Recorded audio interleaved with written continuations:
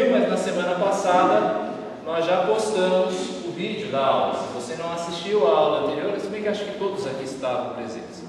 Mas se você não assistiu, você pode assistir, o link está no site da nossa igreja, ou então no meu site também, no meu site de apoio, aí você vai ter acesso ao vídeo, e você vai ter acesso também pelo meu site ao folheto com os slides da apresentação. Se você quiser só os slides, você também vai encontrar ali.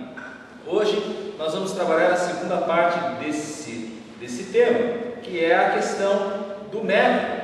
Nós vimos na semana passada alguns conceitos introdutórios e hoje nós vamos trabalhar a questão do método. Maria, Davi está em cima também? Davi está aí? Quem que é o som, Davi, por favor, no último? Esqueci de avisar. Faz favor.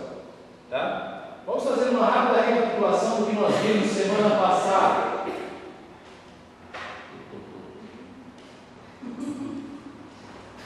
Ok.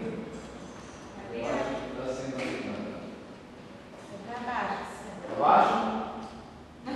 Não, a setinha não. Ah? Eu não sei se está pegando lá.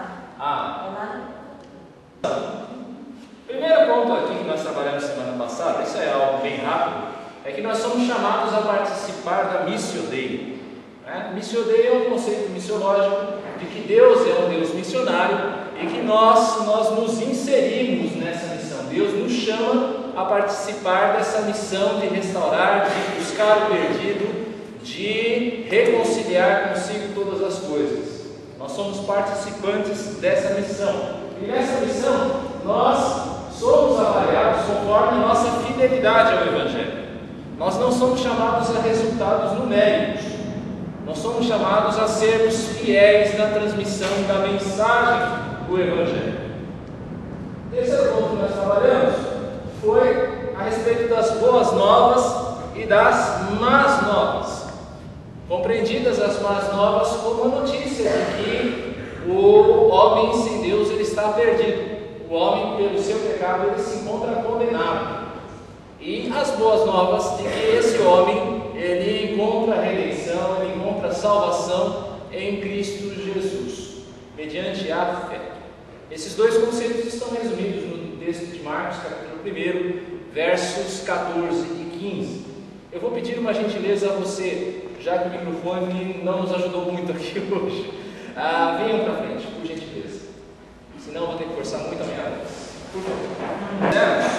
Como método de trabalho, e hoje a gente vai trabalhar a questão do método, o método da caravana do arrependimento. Não sei quantos de vocês deram uma olhada no site deles, mas se você não viu, eu recomendo que você veja.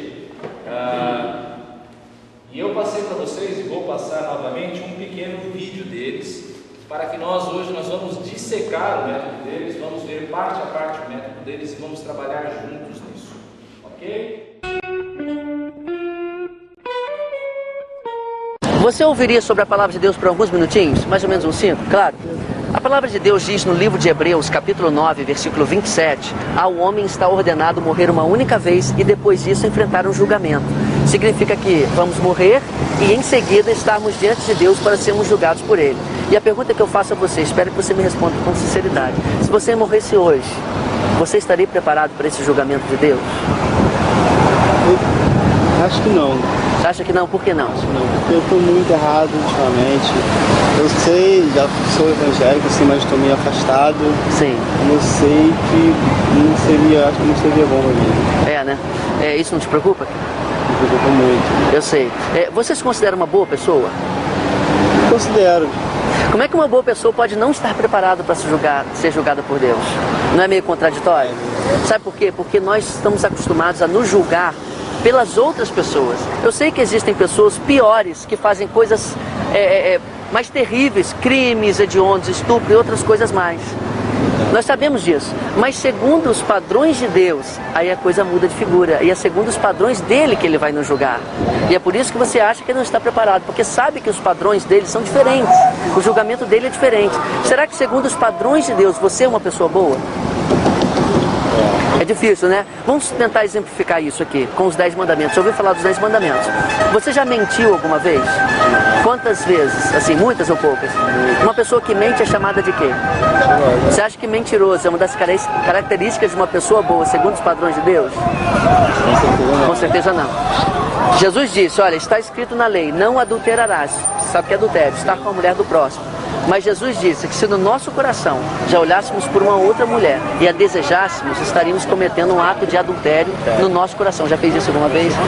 Você já desonrou seu pai e a sua mãe? Já desobedeceu seu pai e sua mãe alguma vez? Já. Eu te agradeço pela sinceridade. Eu sei que Deus, Ele sabe muito mais coisas do que você é capaz até de confessar para mim agora. Então eu falei 3 dos 10 mandamentos. Se Deus fosse te julgar baseado nos 10 mandamentos, você acha que Deus te consideraria culpado ou inocente? Culpado, você acha que Deus ia te mandar para o céu ou para o inferno? Não é num lugar bom, não é isso? Não é num lugar bom. E eu lembro que eu te fiz a pergunta no início, você reconheceu que sim. Mas olha como é que é diferente agora, porque eu apontei os pecados especificamente para você. E agora você consegue entender por que de ir para o inferno. São os pecados que te levam ao inferno. A Bíblia diz que o salário do pecado é a morte. Mas o versículo continua. Mas o dom gratuito de Deus é a vida eterna em Cristo Jesus, nosso Senhor. Então você sabe que Jesus fez por você para que você não fosse condenado ao inferno? Você sabe o que Ele fez por você para que você fosse salvo? O que Ele fez? Morreu na cruz por você. E você sabe o que Ele quer que você faça? Morra para o mundo e nasça para Ele, viva para Ele. Então você conhece a mensagem do novo nascimento, não é? Então o meu desejo é que você possa realmente se arrepender do seu pecado e confiar somente em Jesus. Se você está afastado de Jesus, não demore muito tempo para voltar, porque a Bíblia diz que a nossa vida é como um vapor, é como uma fumaça, que aqui está e logo vai embora, e nós nunca saberemos o dia de amanhã. Que você possa voltar para os caminhos do Senhor, se entregar a Ele, se render a Ele, porque você sabe que Ele está vivo e Ele reina, Ele é Rei. Nós precisamos tê-lo como Senhor e Salvador da nossa vida. Posso orar pela sua vida? Qual é o seu nome? Fernando, eu sou Diogo, esse aqui é o Pedro. Deus, obrigado pela vida do Fernando. Ele conhece a Tua palavra, ele conhece o Teu caminho, mas está distante do Senhor. Ó Deus, não permita que ele esteja tão distante a ponto de estar perdido, mas que ele esteja perto do Senhor a ponto de estar salvo, ó Deus. Então cuida da vida dele para que ele venha se arrepender e estar nos Teus caminhos, porque mais vale um dia, Senhor, nos Teus átrios, na Tua presença, do que em outra parte 1000. Que o Senhor possa abençoá-lo e fazê-lo voltar para os Teus caminhos e ser uma bênção na Tua igreja, em nome de Jesus. Amém. Deus abençoe você, cara. Quando que você vai voltar para o Senhor Jesus? Breve, o mais breve possível. Breve, o mais breve possível, né? Hoje deve ter um culto na sua igreja, que possa ser hoje, ok?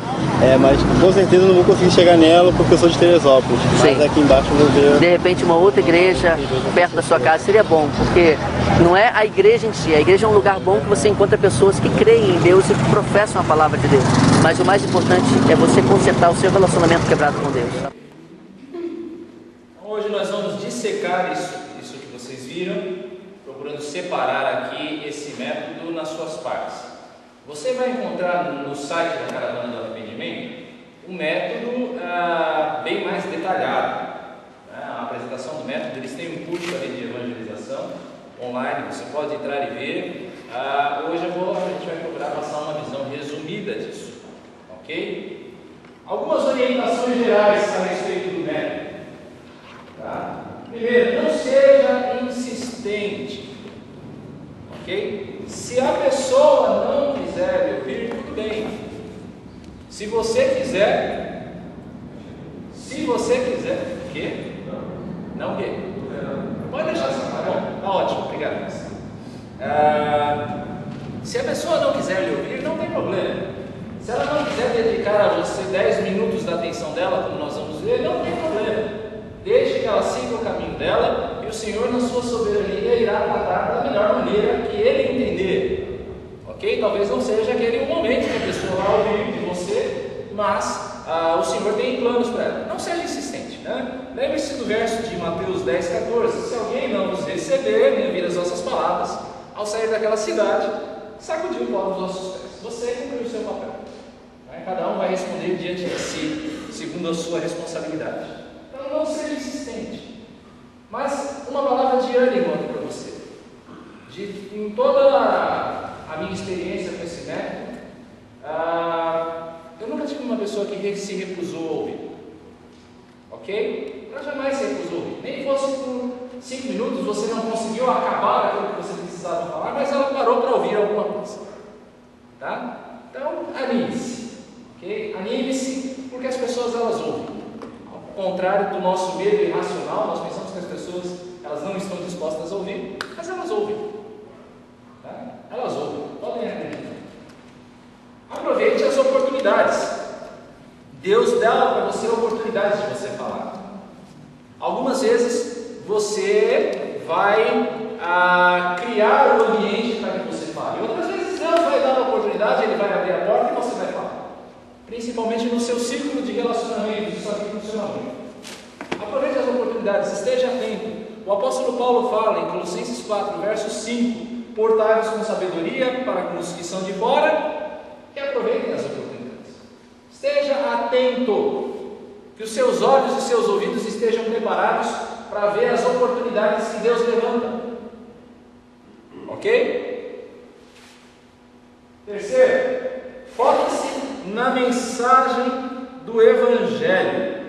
Por que eu estou dizendo isso? Porque é muito fácil, no meio do caminho da evangelização, a pessoa querer levantar tópicos que não estejam dizendo respeito especificamente à mensagem central do Evangelho, das boas notícias e das más notícias. O que eu estou querendo dizer? Por exemplo, quando você começa uma evangelização e a pessoa começa a perguntar pontos doutrinários, por exemplo, por que coisas ruins acontecem com pessoas boas? Ou então, você realmente acredita que Deus criou o mundo? São respostas importantes, mas que não dizem respeito ao foco central, à mensagem central do Evangelho. Você vai dizer, não vou te responder. Responda, mas seja breve. Não entre na discussão, não comece a discutir longamente. Responda com brevidade e volte para a mensagem central. Ok? É necessário que você se prenda à mensagem central do Evangelho. Foque-se no Evangelho, foque-se na mensagem central. O apóstolo Paulo, falando um pouco a respeito disso, eu, irmãos, 1 Coríntios 2, 1 e 2, eu, irmãos, quando fui ter convosco, anunciando-vos o testemunho de Deus, não o fiz com ostentação de linguagem ou de sabedoria, porque decidi nada saber entre vós, senão a Jesus Cristo e este crucificado. Essa é a mensagem central do Evangelho. O momento de você falar é esse. Todas as outras perguntas podem ser respondidas depois, mas esta é central, é a oportunidade que Deus te dá. Fale. Centre-se no Evangelho. Apresente o Evangelho, não na igreja. Você não é um agente de propaganda da Igreja Presbiteriana Atalaia ou da Igreja Presbiteriana do Brasil. Você reparou no vídeo que você assistiu que o Diogo, o missionário que estava trabalhando, ele não citou o nome de igreja nenhuma vez. Ele não disse de que igreja ele é. Ele não disse para o rapaz ir para uma igreja específica. Ele disse para que ele procure uma igreja. Ponto.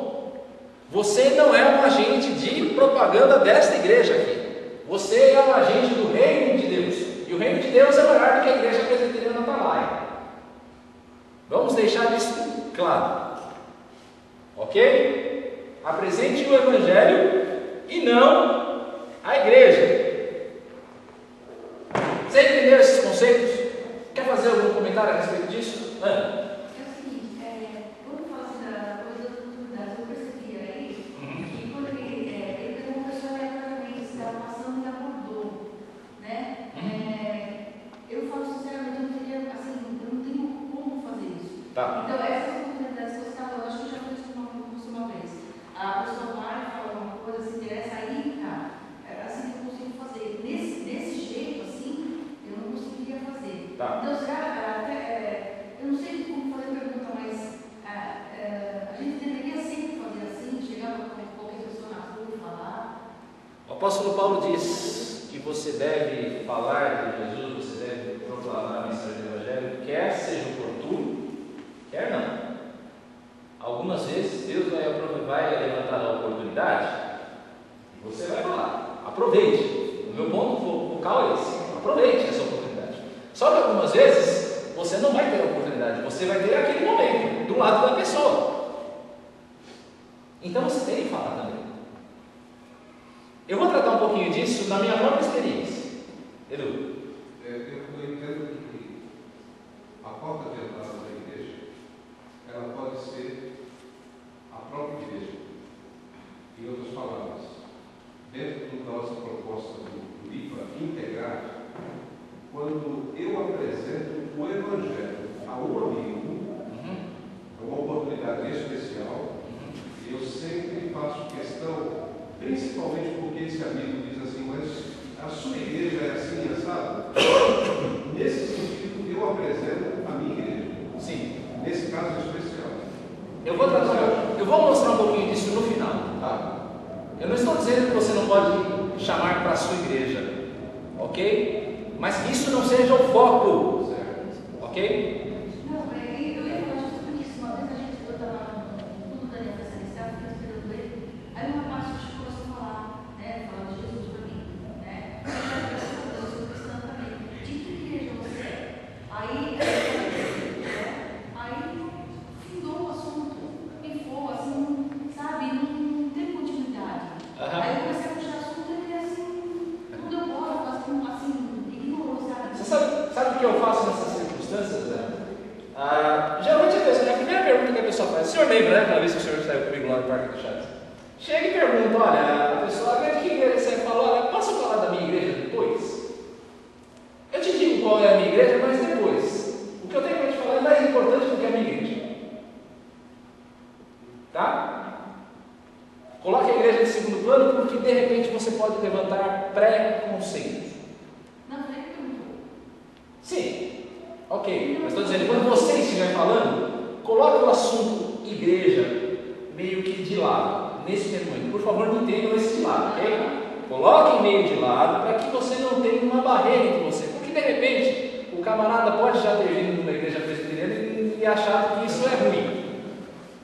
Conseguiu aqui, né? Todas as igrejas são boas. Mas a presbiteriana é melhor. Tudo bem? Vamos dizer assim. Essa parte da oportunidade é muito importante. Porque às vezes a própria pessoa ela te dá uma dica para a oportunidade que você perde. Sim. Aí, ó, passou. Sim. Então, naquela hora que a pessoa, se você está em comunhão, você sempre, a gente, ao sair de casa, a gente fala, Senhor, abençoa o nosso dia, que tudo, né, que corra bem e tal. Se vem uma oportunidade de você falar, sem insistir, sem dizer de onde você é, mas se você, como diz, a oportunidade já é ela mesmo, né? É claro. Passa correndo e quando você vai ver. Bola quicando na área é para chutar para dentro. Essa oportunidade é importantíssima, porque não é o fato de você ficar ali, com outro amigo, então primeiro que passar aqui eu vou cercar, né? Sim. Quer dizer, eu acho que isso também não é um pensamento correto. Também é. É sim, Antônio. Eu digo que é sim. Vem chegando uma pessoa. Eu digo que também é. Mas o dia está lindo, puxa, não caiu na água aí e tal. A maneira como você vai tratar. Você vai olhar. Agora, a questão da oportunidade, Deus às vezes dá oportunidade. Sim. E a gente passa batido, você não pega. Deus sempre dá a oportunidade de realizar para a gente. É que a gente não fica atento à oportunidade que Deus levanta. Mas eu afirmo, proclame o Evangelho mesmo quando for inoportuno. Na palavra do apóstolo Paulo. Eu vou trabalhar um pouquinho disso. Já vou voltar na verdade. Vamos começar pelas más notícias. Ok? O primeiro passo é a abordagem. Logo aí o assunto mais aqui polêmico que nós é como é que você chega na pessoa. Eu estou falando aqui da ocasião inoportuna, ok? Daquela que ainda não existe o contato ali, mas você vai falar do Evangelho para a pessoa que está passando, não importa. Algumas coisas são elementares. Seja gentil. Seja gentil com a pessoa. Bom dia, como é que vai? Tudo bem?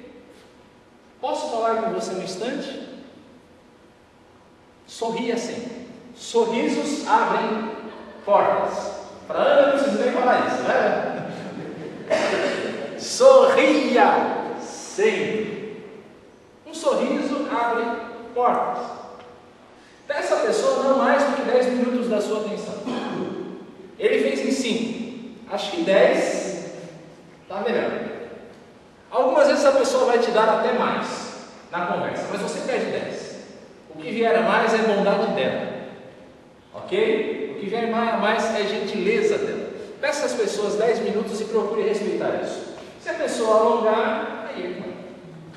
Tá? Mas 10 minutos é o suficiente para você trabalhar esse método.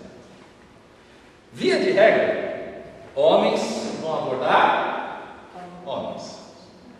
Tá? E mulheres vão abordar mulheres. A menos que eles estejam acompanhados.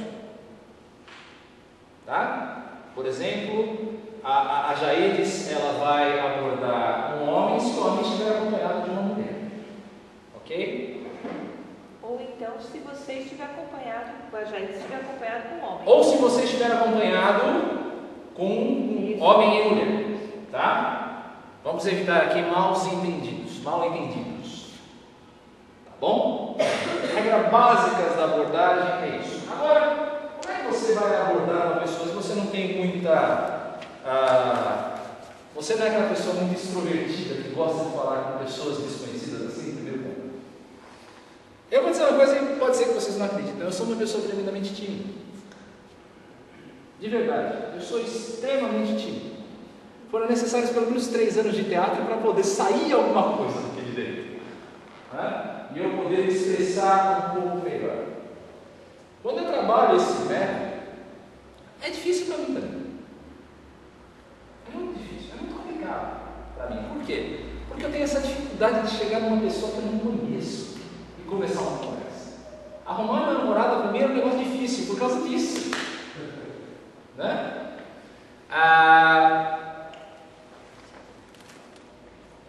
Mas o que eu posso perceber da minha própria experiência? O primeiro contato é difícil. O primeiro contato que eu faço no dia, em todos os dias que eu vou evangelizar, é tremendamente difícil. A primeira pessoa que eu vou chegar. Vou chegar na tia Rosa, a primeira pessoa aqui com a tia Rosa, eu vou ficar travado por causa da minha timidez.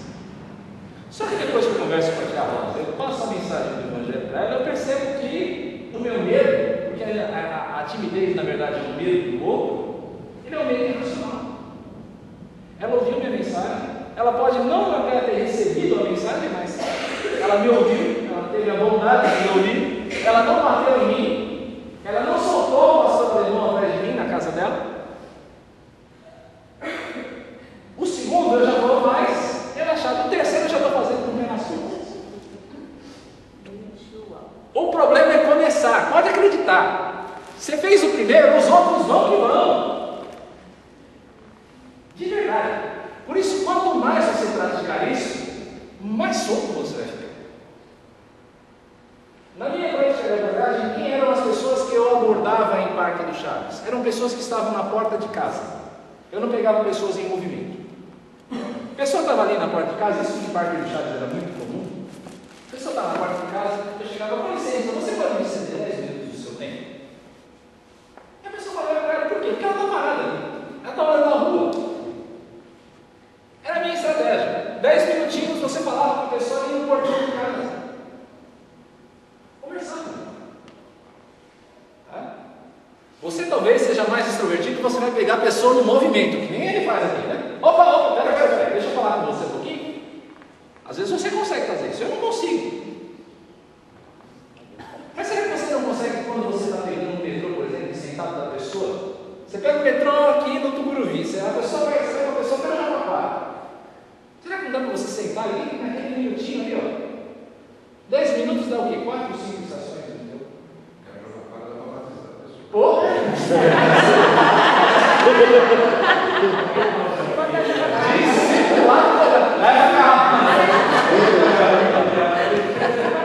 Discipulado completo, querido. Faz ali, ó. Você pegou no Tucuruvi, 4, 5 estações, você chegou na Armênia, você já falou com o evangelho, já orou com a pessoa, conversou com ela. Você não pode fazer isso. Às vezes você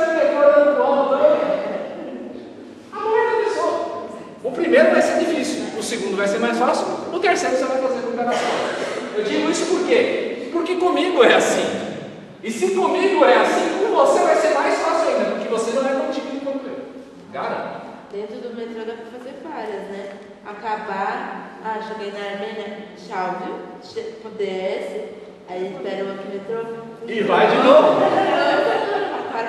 Vai sentando, né? Vai trocando. Bênção pra crente é você sentar no metrô, né? Sentar aquela cadeirinha de 2 lugares, né? Então vai só passando aqui, você já vai, ó. Falando. Não dá para fazer isso, gente, uma abordagem dessa? É só ter a coragem de fazer o primeiro. César, todo bom crente é simpático. Ele é procurado, não precisa nem procurar. Pois é. Basta a primeira palavra. Então, César. Vai, simpático. Simpático. Mas eu não consigo fazer isso, cara. Mas o outro que está de mau humor, você está em Eu espero essa oportunidade. Ok. Graças a Deus, assim, eu tenho tido bastante oportunidade, principalmente porque eu visito bastante empresas, converso com essas pessoas. Então, por um motivo qualquer, surge alguma coisa ali. Ok. É porque ele vê a gente e fala, vocês são evangélicos. Aí Você é só. Aí é muito mais. Tudo bem, é muito mais fácil. Rapaz, você está o cara do lado e vai do meu lado, o homem ou a mulher. Vamos fazer o seguinte. Eu vou propor para você um desafio, você vai assumir se você quiser ou não. Vai dar bem. Para todos vocês, não é só para missa. Talvez ele esteja externando alguma coisa que vocês todos estejam aí.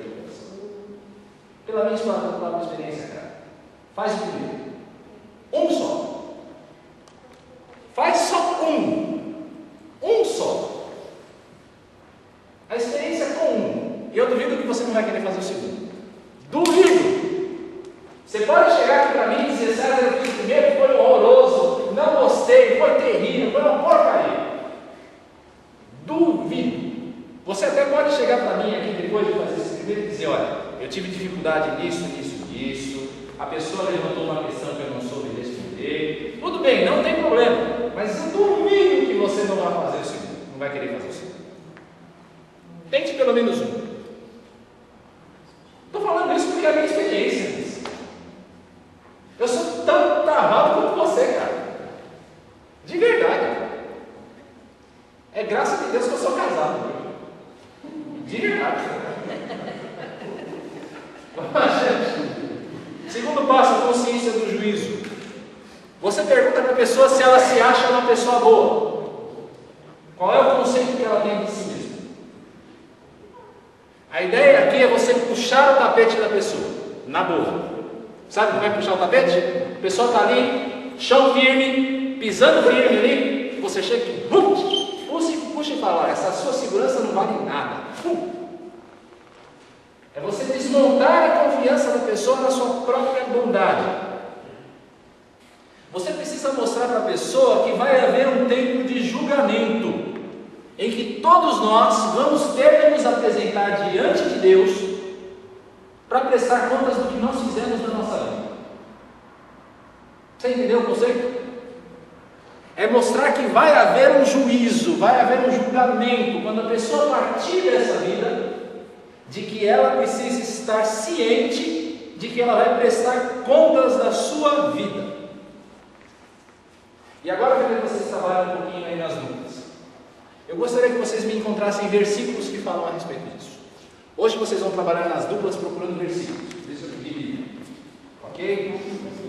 Procurem versos que falem a respeito do juízo. Vocês têm apenas 1 minuto para trabalhar.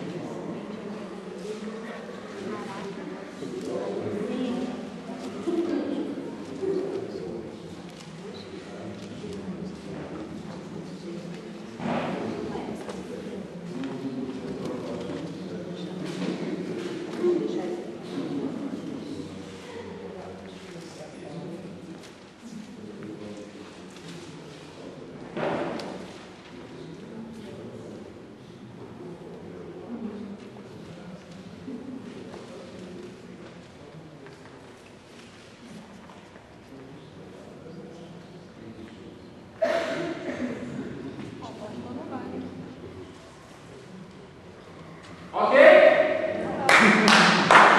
Ok, parou? Ok. Vocês não vão ter tanto tempo assim na evangelização. Anotem os versículos. Anotem os versículos. Vamos lá, isso sem compromisso.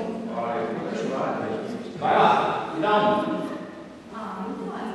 Vamos lá, vai lá.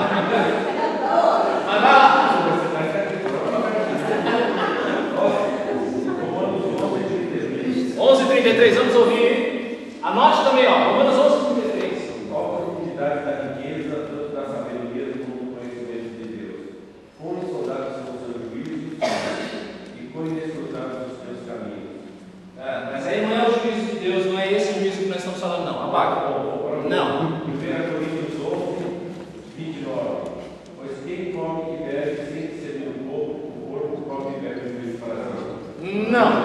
É o juízo futuro, o juízo final. Essa tua bola está furada. Vai. Romanos 2, de 3, eu vou ler acho que até o 5. Tu, homem, que condenas os que praticam tais coisas e fazes as mesmas coisas, pensas que te livrarás do juízo de Deus? Ou desprezas a riqueza da sua bondade, tolerância e longanimidade, ignorando que a bondade de Deus é que te conduz ao arrependimento? Isso. Mas segundo a sua dureza e coração impertinente, acumula contra ti mesmo a ira para o dia da ira e a revelação do justo juízo de Deus. Isso, ok. Dia da ira, justa revelação do juízo de Deus. Romanos 2. Romanos 2, de 3 a 5. 3 a 5. Ok? Eu vou dar mais alguns para você, inclusive aquele que ele usa. Hebreus 9:27. Ao homem é dado morrer uma única vez e depois o juízo. Tá? Esse é muito bom para usar. Apocalipse. Isso, Hebreus 9:27. Apocalipse 20, versos 12 e 13. Vi as almas dos mortos diante de Deus e foram abertos livros. E as pessoas eram julgadas conforme as suas obras. Mateus 25, 31 a 34. E aqui eu preciso lembrar o que eu anotei. De Mateus 25. Apocalipse 22 também, 11 e 12 também. Oi? Apocalipse 22, 11 e 12. 22, 11 e 12. Fora estamos impuros. Isso. Também. Mateus 25, 31 a 34. Que fala... quando vier o Filho do Homem na sua majestade e todos os anjos com ele, então se assentará no trono de sua glória e todas as nações serão reunidas na sua presença e ele separará as ovelhas dos cabos. Bom, você entendeu? Você precisa mostrar para a pessoa que vai haver um juízo. E você precisa mostrar qual é a consequência do juízo. E a consequência do juízo é inferno. Você precisa falar para a pessoa a respeito do inferno. E eu vou te dar dois textos aqui. Marcos 9, 43 a 48. Anote essa referência. 9, 43 a 48. Se você perder alguma coisa, não se preocupe, o folheto vai estar disponível depois, com essas notas. Mateus 9, 43 e 48. Lucas 16, 19 e 31. Parábola do rico e Lázaro. Você precisa mostrar para a pessoa que a consequência dos seus erros não é a reencarnação, é o inferno.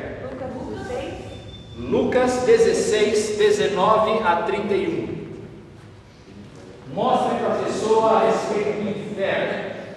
Fale para a pessoa que vai haver um juízo e que a consequência do juízo é o lago de fogo, é a perdição eterna.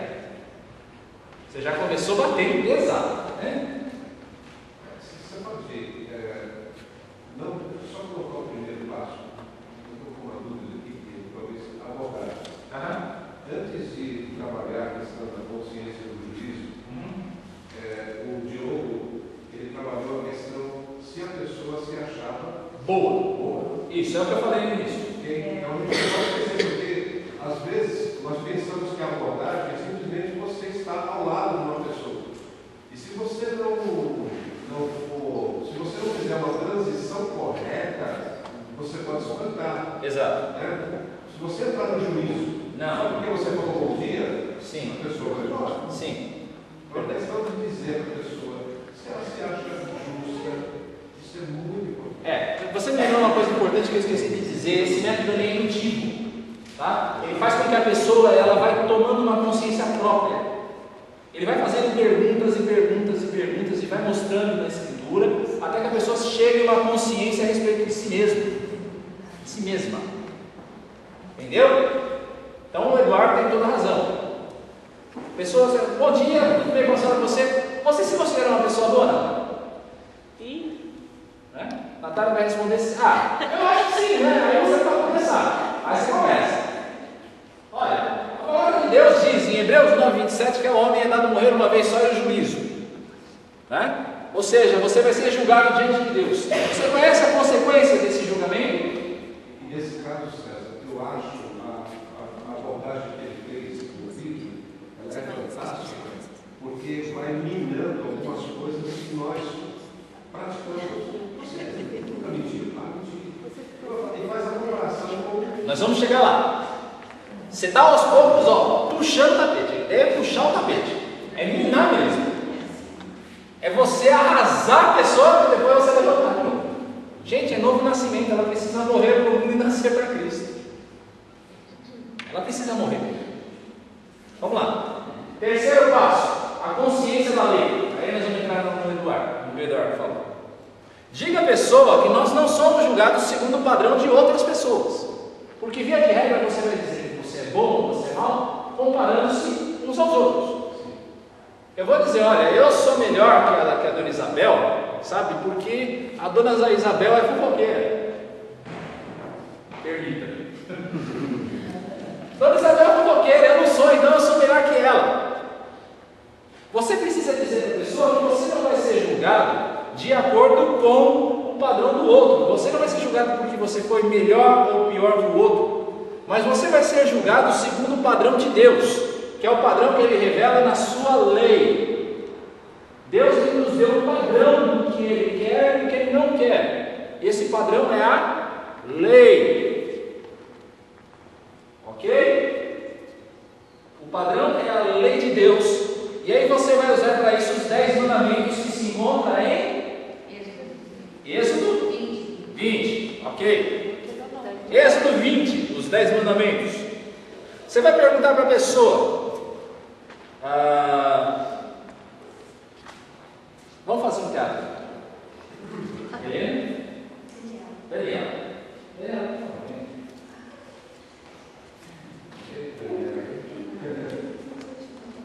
Ainda bem que você era tímida. Vai evangelizar pra caramba no metrô. Tá bom. Eu estou evangelizando a Daniela e pergunto: Daniela, você já matou? Você conhece os 10 mandamentos? Conhece os 10 mandamentos? Conhece? Conheço alguns. Ok, me dê um deles. Não matarás. Não matarás. Você já matou alguém, Daniela? Não. A pessoa vai dizer não. Eu já encontrei uma polícia que matou. Mas Daniela vai dizer: eu não matei ninguém. Eu falo, mas a palavra de Deus, o Senhor Jesus, no Sermão do Monte, Ele disse que se você, no seu coração, nutriu ódio em relação a outra pessoa, você teve raiva, torne as palavras simples, ok? Se você alimentou raiva no seu coração contra uma pessoa, você já matou. Me diga uma coisa, você já matou alguém? Aí a pessoa dá. Me dê um outro, Daniel. Não adulterarás. Você já adulterou? Não, você nunca adulterou. Mas o Senhor Jesus, também no Sermão do Monte, Ele disse que se você olhar para uma pessoa com uma intenção impura, você já adulterou com ela. Deixa eu lhe perguntar uma coisa: quando passam aqueles homens bonitos na rua, ou aqueles homens bonitos na televisão, você já não vê aquela coisinha assim? Veja então que dos 10 mandamentos, Daniela, nós percebemos que você já quebrou 2 deles. E se nós fôssemos a lei, você veria que você já quebrou todos. Então, diante de Deus, como é que você acha que Deus vai te julgar? Qual é o segundo padrão dele? Qual vai ser a sentença de Deus? Condenação. Obrigado, Daniela.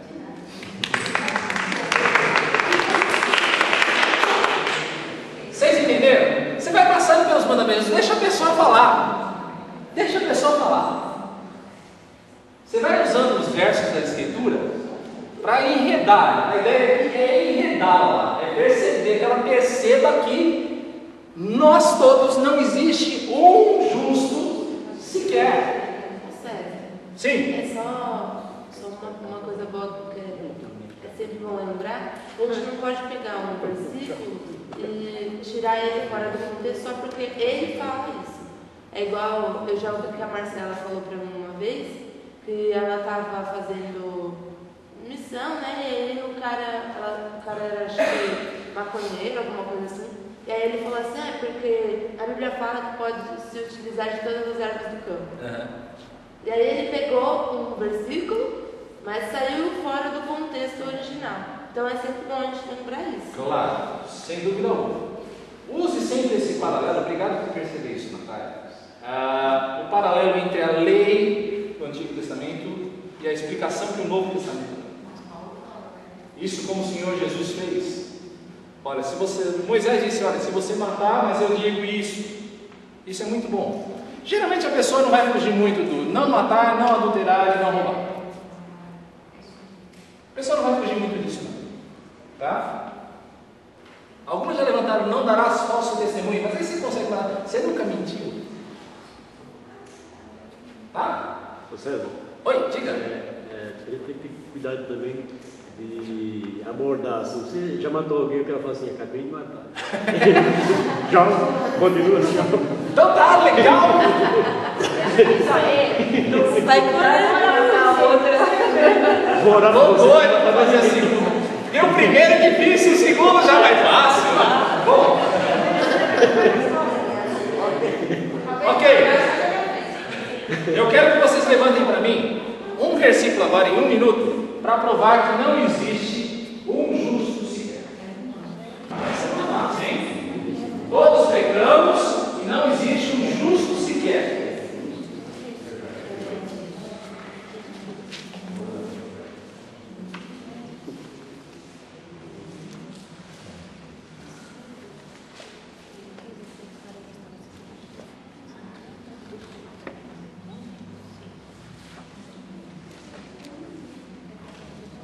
Vamos lá, rapidinho, porque na evangelização tudo é muito rápido.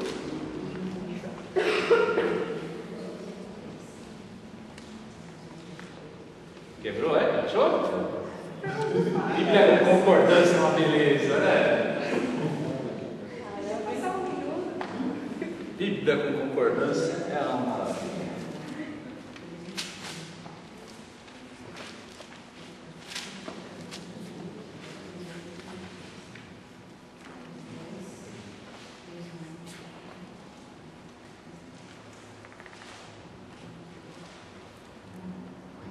Ok? Deu? Carol? Romanos 3:23 se diz: todos pecaram e carecem da glória de Deus. Anote aí, Romanos 3:23. E eu vou lhe dar mais dois. Romanos 5:12. Romanos 5:12. E também Eclesiastes 7:20. Eclesiastes 7:20. Ok? A ideia então é mostrar, colocar a pessoa diante da lei, a consciência da lei como um espelho da vida da pessoa. Romanos não, Eclesiastes 7:20. Não. Bom dia, né, Jorge?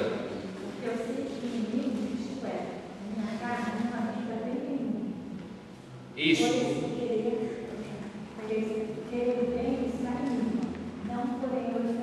Olha, pode até usar, Dona Isabel, mas esse versículo é um pouco fraco, porque ele se dirige a alguém que já conhece o Senhor Jesus. Tá? Pode até usar, mas não é o melhor não. 3:10. Não é justo. Isso. 3:23. Ok. Vamos lá. Quarto passo, você vai mostrar a incapacidade do homem. Ele já viu que vai haver um juízo, ele já viu que ele é pecador, ele já viu que por ser pecador ele está destinado ao juízo. E agora você vai quebrar outra barreira dele, outra segurança dele.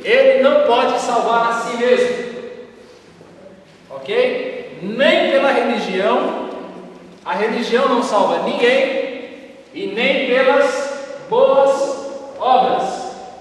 Um versículo que fala isso,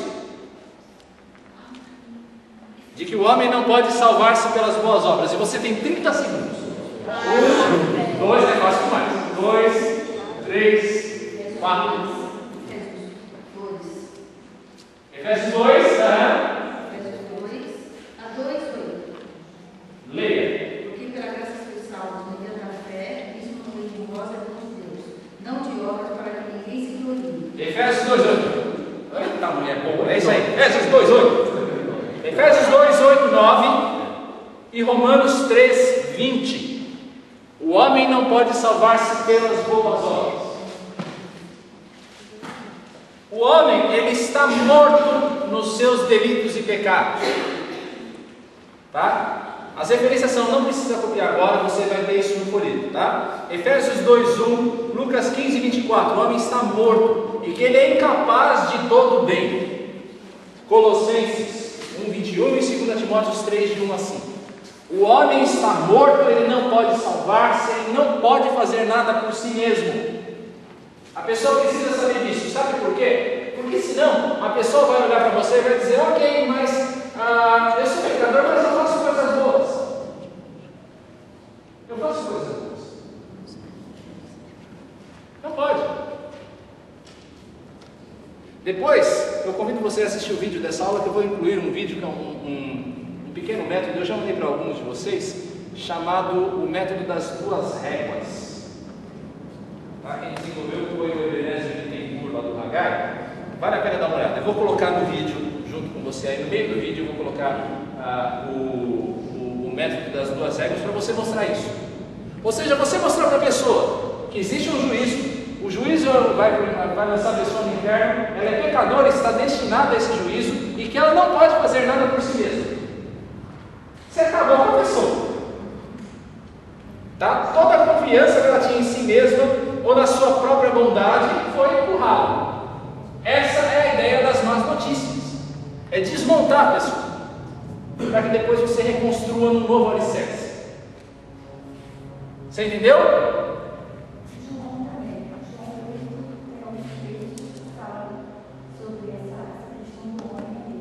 Fala. Vai. Dizendo que ele é escravo do pecado. Isso. Se vós permaneceis na minha palavra, os verdadeiramente meus discípulos, se conhecereis a verdade, vos libertará. Aí fala que o escravo não fica sempre na casa e tal. Se pois o filho vos libertar, verdadeiramente sereis livres. Então, isso numa conversa, a gente pode citar esse versículo. Pode, mas não agora. Nós estamos falando das más notícias. Isso aí já é a boa. Isso aí já estou querendo dar assim, a esperança. Isso. Não dê esperança para a pessoa agora. Ela precisa ficar sem esperança. Você não pode mostrar, até agora você não pode mostrar luz nenhuma para a pessoa. Você tem que mostrar a treva que existe. Mas tem que dizer que ele é escravo do pecado. Que ele é escravo do pecado. Sem dúvida. Ele está perfeitamente, vai para o inferno. Vai para o inferno. Quinto passo, reafirmação. O que é a reafirmação? Eu chego para Pavan, estou evangelizando Pavan. Você entendeu o que eu disse até agora, Pavan? Você entendeu? Qual você acha que vai ser o seu destino eterno então, Pavan? Você continua se achando uma pessoa boa?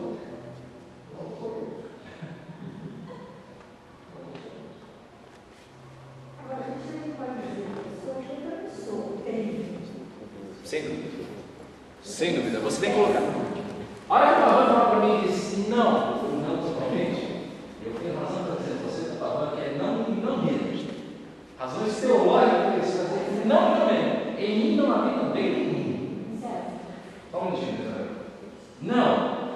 A hora que ele diz não, ou não totalmente, se ele disser não totalmente, eu vou continuar na minha notícia. Até que ele diga não. Me disse não, então eu vou dizer, olha, o negócio é o seguinte, eu também sou como você. Todos nós pecamos. Todos nós estamos destinados ao inferno. Essa é a verdade.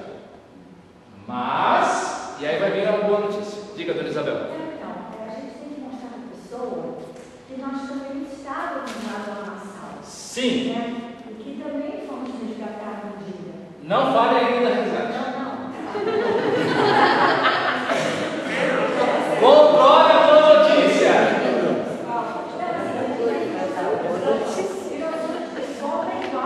Isso. Isso. E agora vai vir. Dona Isabel, a senhora é ótima porque a senhora já vai me dar a virada aqui. Ó. Agora é a hora da virada. A hora que a pessoa diz, não, realmente eu sou com zeros, eu sou mal mesmo. Eu sou pecador, eu sou escravo do pecado, aí você vem com a virada. Vira. Socorro, Maria. Sou presbiteriano, mas eu peço socorro para Maria, vai. Aí, Maria, obrigado. Comece então a apresentar as boas novas. E eu quero que você anote esse versículo, Romanos 6, 23. Porque o salário do pecado é a morte, mas a obra de Deus é a vida eterna. Você percebe como esse é um versículo de virada? O salário do pecado, aquilo que você merece, é a morte, mas o dom gratuito de Deus é a vida eterna. Eu e você, nós estamos mortos pelo pecado, mas Deus ele nos dá um presente, o que é a vida eterna. Fale do amor de Deus. E agora um versículo sem tempo nenhum para você falar do amor de Deus. João 3,16. Deus amou o mundo de tal maneira que deu o seu único filho para que todo aquele que nele crê não pereça, mas tenha a vida eterna. 1 João 3,16 também é ótimo. Vai. Por isso conhecemos o amor, que Cristo deu sua vida por nós. Isso.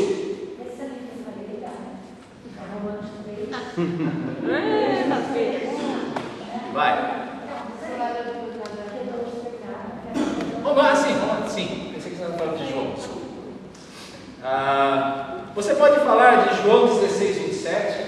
Você pode falar de Lucas 15. Lucas 15 é ótimo para você falar da parábola. Você pode mostrar o amor de Deus. Tá? Não se preocupe por anotar, tudo isso vai estar no folheto. Tá? E você precisa mostrar para a pessoa de que Deus também ele não deseja a perdição do homem. Deus não deseja que o homem se perca. Ezequiel 18, 23, 32. Porque eu não tenho prazer na morte do injusto, diz o Senhor. Tá? Você mostra para a pessoa de que Deus não deseja a sua perdição. Está vendo como a boa nova está entrando agora?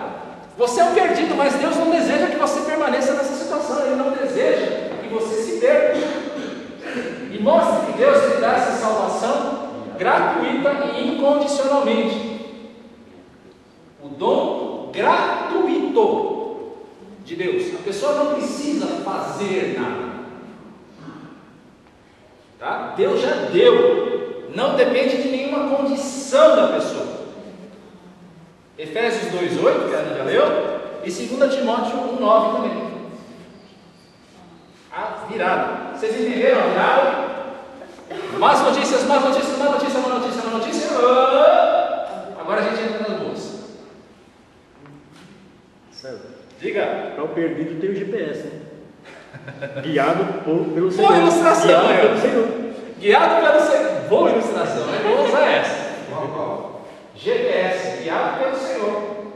Né? Para o perdido, para o perdido. Palmas para ele, né, gente? Sétimo passo, você vai mostrar como é, agora você vai concretizar, tá? A boa notícia, a maior das boas notícias.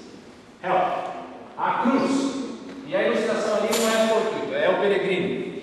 Porque o peregrino ele vem com o peso nas costas, o peso do pecado. E quando ele chega diante da cruz, né, isso é o John Bunyan, né, uma ilustração do John Bunyan, quando ele chega diante da cruz, aquele peso se solta. Você colocou todo o peso nas costas dele do pecado dele. E agora você vai apresentar a cruz para que ele se liberte desse peso. Você vai mostrar como é que Deus ele manifesta o seu amor por nós. Mostre que Cristo pagou o preço dos nossos pecados.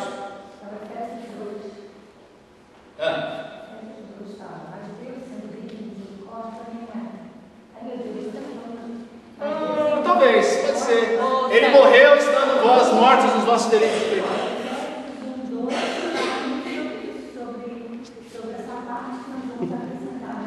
Efésios 2 é ótimo, não estou falando assim porque é chato, assim.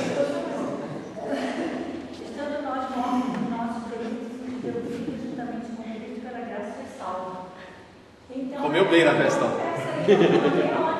Porra, vai, não tem problema.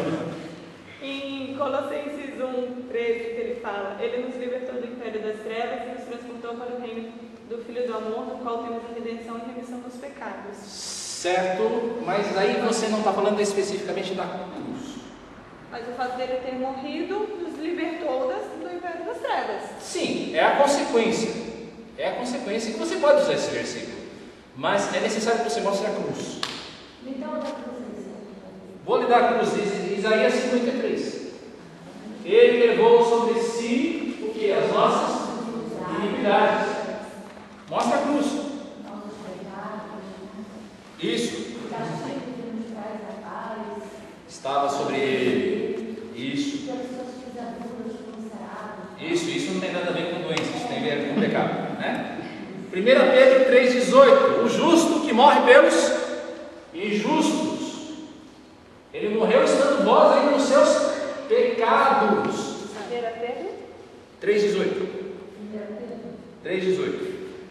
E aí o de Colossenses, ele rasgou o escrito de dívida que pesava contra nós. Cristo rasgou o escrito de dívida. Nós tínhamos uma dívida que nós não podíamos pagar. Isso eu usei bastante. Tá? Você pode usar aqui a ilustração da nota promissória. Sabe o que é a nota promissória? Mas a gente não sei, né? Nota promissória, estava ali, o credor podia cobrar isso de você, mas alguém vem e paga o preço da dívida. Você não podia pagar por essa nota promissória, mas alguém muito mais rico que você pagou. Você pode usar isso. A cruz, para falar a respeito da cruz, do pagamento. Colossenses 2, 13 e 14.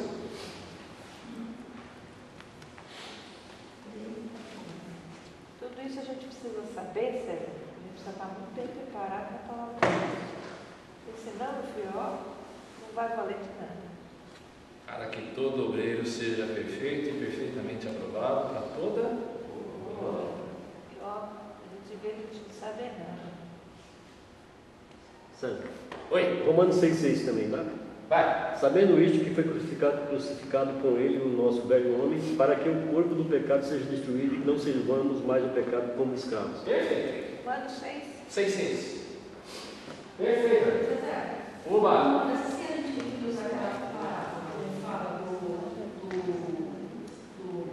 empregado injusto, que ele foi comprar uma dívida que não podia pagar, o patrão pagou, e Jesus no lugar dele, que Jesus é isso daí. Pode.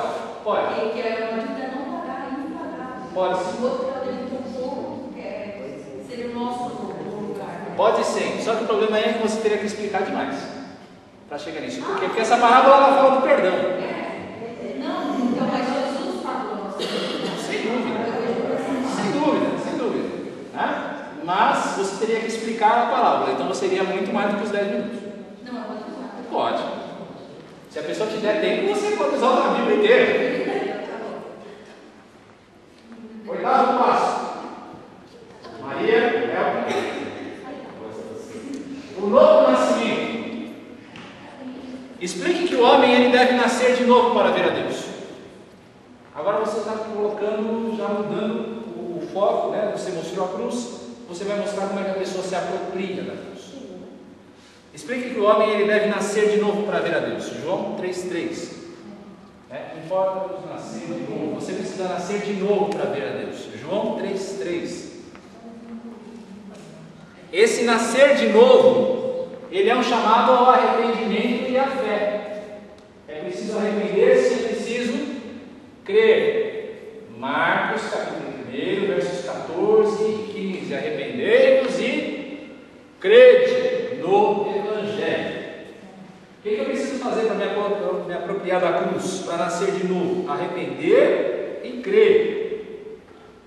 Explique que quando nós cremos nele, Cristo faz de nós novas criaturas. É um novo começo. Para nós já não existe mais condenação. Gente, isso é importantíssimo você falar. Uma vez eu peguei uma senhora, ela me recebeu, ela estava na porta da casa dela, lá em Parque do Chaves, uma residência muitíssimo humilde, sentadinha ali na porta, estava ela e a mãe dela, nós começamos a conversar, comecei a testemunhar do Evangelho. Você sabe quando você começa a perceber que o peso do pecado vai caindo mesmo na pessoa? E era uma pessoa que devia ter errado muito na vida, pelo jeito dela. Ela não quis entrar em detalhes, ela não quis constranger a pessoa. Mas você percebia que era um peso tremendo na vida dela. E aí eu disse: olha, quando você crê em Cristo, você é nova criatura. Tudo está perdoado. E aquilo foi um bálsamo na vida dela. Ela começou a chorar, porque ela percebeu o amor de Deus por ela. E ela percebeu que a vida dela podia ter um novo início. Tá? Não há mais condenação para aqueles que estão em Cristo Jesus.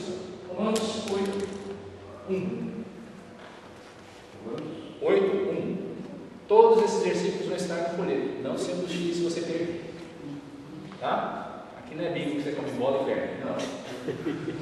Você vai ter tudo isso. Você vai poder rever a aula. Eu sei que é muita coisa, mas você vai ter tudo isso disponível para você. Romanos 6:11. Dá também? Vai. Assim também vos considerai-vos mortos para o pecado, mas vivos para Deus em Cristo Jesus. Pode. 2 Coríntios 5:17. Não. E assim, se alguém está em Cristo, Nova criatura. Acho que eu tenho. Não tem sim. Novas criaturas, que eu não citei. Esse foi um dos versículos que falou muito comigo a primeira vez que eu entrei na igreja Palai, e o reverendo Rubens citava essa passagem assim, muitas vezes, e eu fiquei me perguntando por que ele fala tudo isso, né? Falando em lugares. Para mim, a primeira vez que eu entrei na Palai. Você percebe uma coisa, né? Se você vai por essa trilha, esses versículos eles começam a se encaixar naturalmente como uma grande história. O plano de Deus para a vida dessa pessoa. E aí você vai para próximo. Aí, Maria, obrigado. O desafio. Lembra-se que nós falamos que evangelizar é desafiar a pessoa a uma decisão? A pessoa precisa ser desafiada a uma decisão. Eu não sei se você é adepto do apelo. Se você é adepto do apelo, você quer receber o Senhor Jesus agora? E a pessoa dizer sim ou não? Eu não sou. Se você não tem problema. Deus usa da mesma forma. Mas você precisa mostrar para a pessoa que ela precisa ter uma decisão consciente. Você precisa dizer para a pessoa: você precisa receber o Senhor Jesus. É necessário que você o confesse. Confesse o Senhor Jesus. Se confessares com a tua boca e creres no teu coração, não é? Você precisa conversar. A pessoa precisa tomar uma decisão. Ela precisa posicionar-se em relação àquilo que ela ouviu. Exorte a pessoa a isso. Não precisa ser naquele momento. Você viu que o Diogo não fez uma oração de decisão, mas exorte a pessoa: olha, você precisa decidir isso. Não é só para você saber. Você precisa de uma decisão. Mas ele perguntou: você vai mudar teu caminho a partir de agora? Ele falou isso, não foi aquele Sim. negócio, né? Mas ele, querendo ou não... Sim, ele chamou a uma decisão. Chamou uma decisão. E acho que você encaixaria aquilo numa decisão como ir à igreja? Não. Não. Não. Esse é o próximo passo. A gente vai ver isso já rapidinho. Tá? Mas não. Chamado não é para que ele venha à igreja, chamado é para que ele venha a Cristo. Que ele vá à cruz. Maria, por favor. E a gente pode logo em seguida marcar um novo encontro? Pode sim. Pode, dependendo da pessoa, sim. Dependendo da circunstância.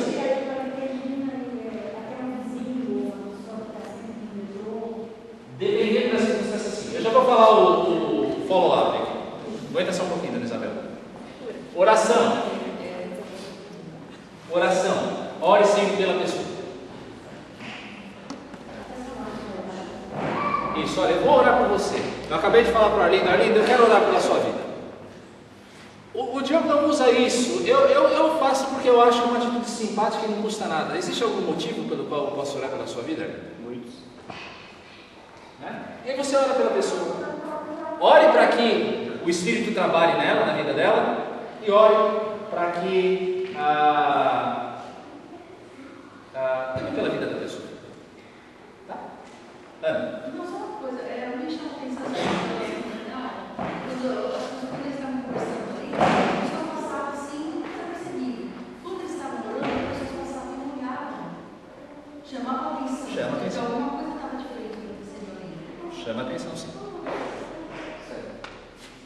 Davi. Eu acho importante você, primeiro o pastor falou um pouquinho na fala dele, e é importante você estar falando isso para as pessoas do seu convívio. Fica até mais fácil você estar demonstrando isso no seu dia a dia, e a pessoa está procurando você poder falar de novo dessa pessoa com essa comunidade. Não que não seja importante você falar para pessoas que você não conhece. Sim. Da sua casa, dos seus familiares, do seu trabalho, Sim. importante. Para fazer o follow. Mas eu vou falar do follow agora. Obrigado, Davi. Aí, próximo. Convite e agradecimento. Agora sim, aí, Natália. Depois que você falou do Evangelho, depois que você orou por ela, fala: olha, procure uma igreja. Também o Eduardo levantou o ponto, né? Procure uma igreja que é próxima da tua casa. Você tem uma igreja próxima da tua casa?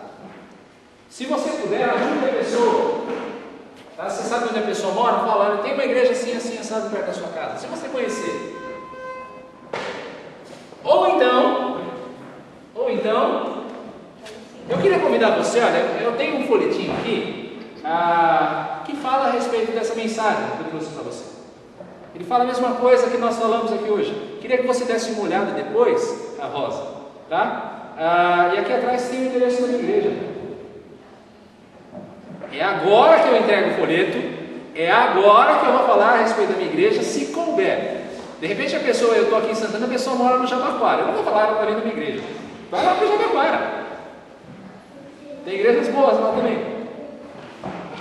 Tá? Mas está aqui o endereço. Ó. Se você quiser a minha igreja, está aqui o endereço. Tem aqui o meu... Você pode pôr um contato seu, se você quiser. Está aqui o horário do culto. Tá? Você pode ir lá. Tá bom? É aqui que você faz o convite, né? Você tem um follow-up. Ou então fazer como a Dona Isabel falou. A gente poderia começar essa conversa e continuar essa conversa em outra ocasião. De que maneira? Faça o follow-up. Fala, Helena. Uma das coisas que eu acho que dá muita curiosidade também é você pegar uma pessoa conhecida e falar assim, ó, eu quero falar 5 minutos com você, e falar realmente 5 minutos. Quando chega nos 5 minutos, você parar. A pessoa vai, muitas vezes, vai ficar na metade da conversa e vai ter a vai querer mais. É arriscado, mas pode funcionar. Pode funcionar. E nunca, na nossa conversa, nunca jamais esqueça. Agradeça. A pessoa lhe deu a oportunidade de você compartilhar o Evangelho, de você desenvolver a tarefa mais abençoadora que alguém pode ter. Ela te deu essa oportunidade de você servir ao Senhor. E não é bom servir ao Senhor? Então lembre-se, muito obrigado pelo seu tempo, obrigado por você me ouvir, e Deus te abençoe. Segue o teu caminho, já pode ir para o segundo que você vai. Maria, vai passar o próximo, hein? Só viu. Maria está falando. Meu muito obrigado a vocês. Só falando um pouquinho de semana que vem.